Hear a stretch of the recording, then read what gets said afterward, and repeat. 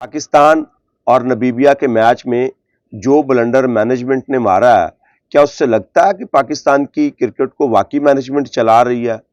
کیا اس ٹیم کی واقعی کوئی مینجمنٹ ہے؟ کیا اس ٹیم کا کوئی کمبینیشن ہے؟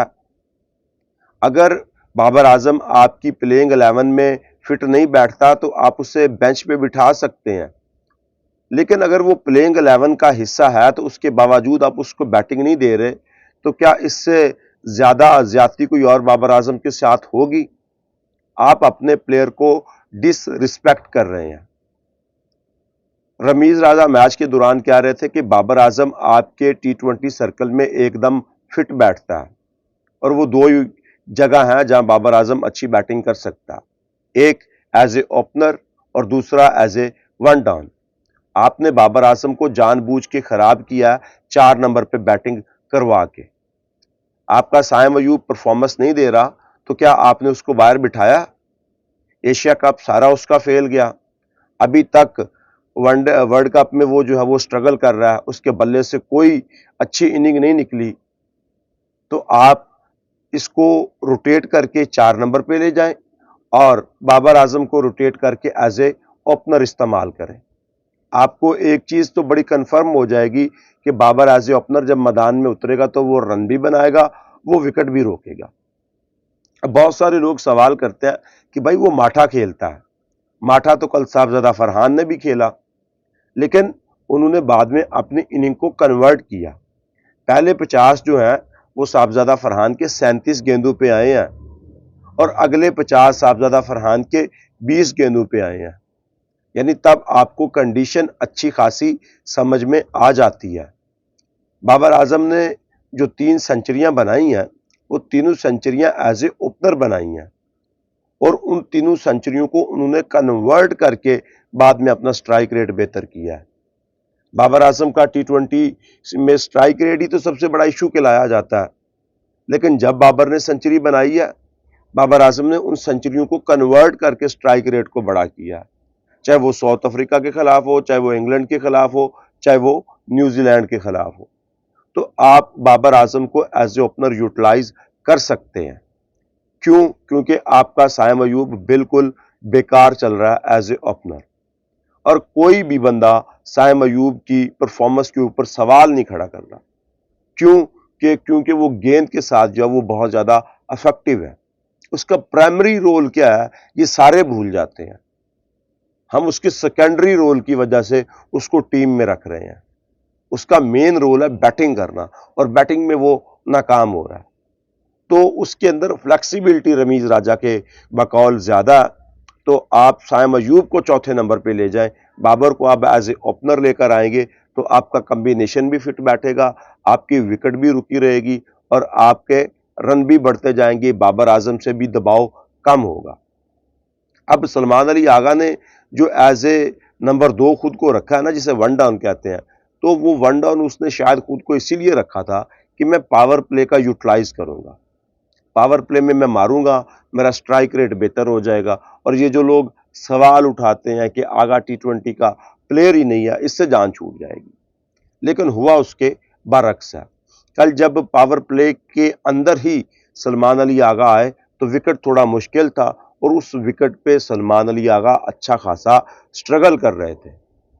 پہلے جو 10 رن ہیں وہ آغا کے 111 کے سٹرائک ریٹ سے آئے ہوئے تھے۔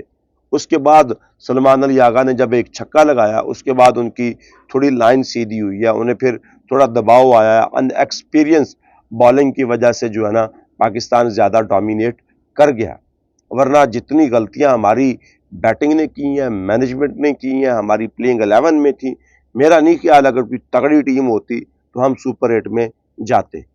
انہوں نے ہمیں پکڑ لینا تھا، انہوں نے ہمیں ہلنے نہیں دینا تھا۔ جتنی غلطیاں ہم نے ایز اے اوپنر کی ہیں، جتنی غلطیاں ہم نے ایز اے پلینگ 11 کھلانے میں کی ہیں۔ اگر آپ کو بابر اعظم کی شکل پسند نہیں، بابر اعظم کی پرفارمنس پسند نہیں، تو اسے بینچ پہ بٹھا دو یار۔ مجھے اس چیز کا بڑا رنج ہے کہ آپ ایک ایسے بیٹر کو جو پاکستان کے لیے سب سے زیادہ T20 رن بنائے بیٹھا ہے، اس کو پیڈ کروا کے ہیلمٹ جھولی میں رکھ کے آپ اس کو انتظار کروا رہے ہیں، اور یہ سب سے بڑی امبیرسمنٹ ہے۔ آپ ایک پلیئر کو کانفیڈنس دینے کی بجائے اس کا کانفیڈنس شیک کر رہے ہو. کہتے ہیں نا کر لو جو ہوتا ہے, ہم تو نہیں بھیج رہے تمہیں بیٹنگ پہ. اور اس طرح کی ذہنیت کے ساتھ آپ کبھی بھی اپنی کرکٹ کو امپروو نہیں کر سکتے. اگر بابر کا آج برا دن آیا ہے تو وہ آپ لوگوں کی وجہ سے آیا ہے. بابر تو ذمہ دار ہے ہی ہے, لیکن اس کے ذمہ دار آپ بھی اتنے ہی ہیں جس نے ایک کلاسیکل بیٹر کو اس کام پہ لگا دیا کہ بھائی صاحب جاؤ جا کے مار دھاڑ کرو. آپ کی T20 گیم نہیں ہے بھائی صاحب, واقعی نہیں ہے بابر کی T20 گیم. بابر کو اپنا سارا فوکس ٹیسٹ اور ون ڈے پہ کرنا چاہیے. آج تک بابر کو کسی نے ون ڈے میں ٹیسٹ میں نہیں کہا کہ اپنا سٹرائک ریٹ بہتر کرو. تو یہ ذمہ داری ٹیم کی تھی, مینجمنٹ کی تھی, کوچ کی تھی, کیپٹن کی تھی. مگر انہوں نے بابر کا متبادل ڈھونڈنے کی بجائے انہوں نے بابر کو ہی جو ہے نا وہ ہٹنگ پہ لگانا شروع کر دیا, جس سے بابر کا سارا سٹرکچر خراب ہوا ہے, بابر کی اننگ خراب ہوئی ہے, بابر کی بیٹنگ خراب ہوئی ہے. بابر خود کو T20 میں اپنا منواتے وہ کیا کہتے ہیں نا پنجابی میں, نہ کار دا نہ, ٹھیک ہے. تو بابر اعظم کو اب خود سوچنا چاہیے کہ اگر مجھے T20 کے سرکل میں رہنا ہے تو پھر T20 کرکٹ اس طرح نہیں کھیلی جاتی, دباؤ کے اندر آ کے پرفارم کرنا پڑتا ہے, اور بابر اعظم اس میں کنٹینیوسلی ناکام ہو رہے ہیں. اب یہاں پہ پاکستان کی مینجمنٹ کی سوچ کو سلام کرنا چاہیے. یار 9ویں نمبر تک آپ بیٹنگ لے کر جا رہے ہو, کون سا خوف ہے آپ کو؟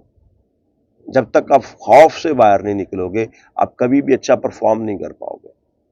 پرفارم کرنے کے لیے بے خوف ہونا پڑے گا, اور بے خوف آپ کی مینجمنٹ تب ہوگی جب اسے پتا ہوگا کہ اب ہمارا کوئی سر پیر جو ہے نا وہ اس ورلڈ کپ میں نظر آنا شروع ہو گیا.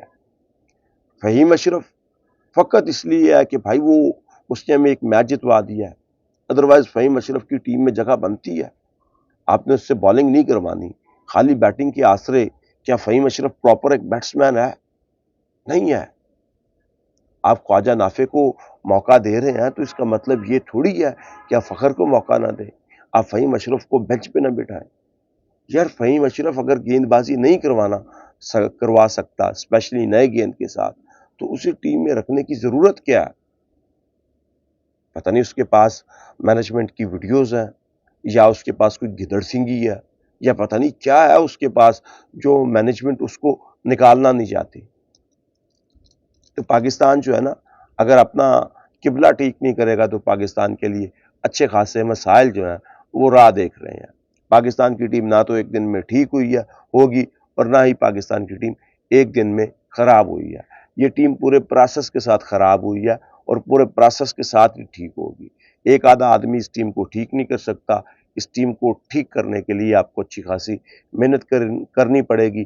دعا ہے کہ یہ ٹیم سپر 8 میں بہت اچھی کرکٹ کھیلے, لیکن آپ کو یا تو بابر کو ڈراپ کرنا پڑے گا یا پھر بابر کو ایز اے اوپنر یوٹیلائز کریں. اب شائم کو ایک میچ میں 4 نمبر پہ کھلا کر دیکھ لیں, کوئی تجربہ نیا کر کے دیکھ لیں, مگر سپر 8 میں آپ کے پاس میرا نہیں خیال کہ اتنا ٹائم ہوگا کہ آپ اپنی ٹیم کے ساتھ کوئی نیا تجربہ کر سکیں. اور ایسے میں آپ بابر کو بٹھا کے فخر کو بھی نہیں لا سکتے. آپ کے ڈھیر سارے مسائل کھڑے ہو جائیں گے اگر آپ بابر کو بٹھا کے فخر کو لے کے آئیں گے.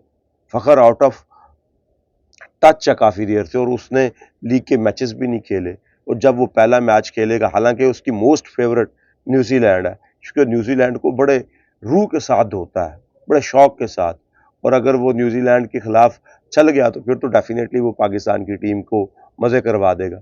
تو کیا فخر زمان اس سچویشن میں کھیل پائے گا؟ ڈر کے ماحول میں کبھی بھی کوئی اچھا کام نہیں ہوتا. پہلے ٹیم کے ماحول کو ایزی کیجئے, پھر آپ کی ٹیم بھی شاید کچھ اچھا پرفارم کرنا شروع ہو جائے.